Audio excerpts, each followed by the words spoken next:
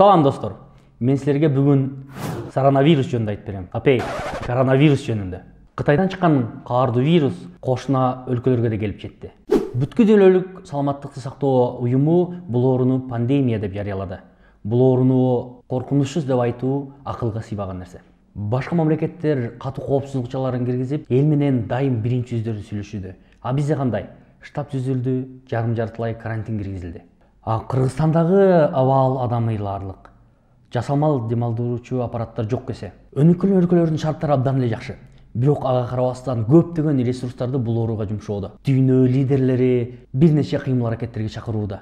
Маселен, Украина президенти Зеленский Украина элин сак болууга чакырса, Касым-Жомарт Токаев баарын жеңип өтөрүн айтты. Биз жек көргөн Трамп 3 күндөн бери түз эфирде сайроодо. Керек болсо, Түркменистан президенти Курбангулы Бердимухамедов өзүнүн жасаган китептеринен коронавируска каршы дары-дармек издөөдө. А биздин президентке болсо суроолор көп. Эмне үчүн кескин чаралар көрүлбөй жатат?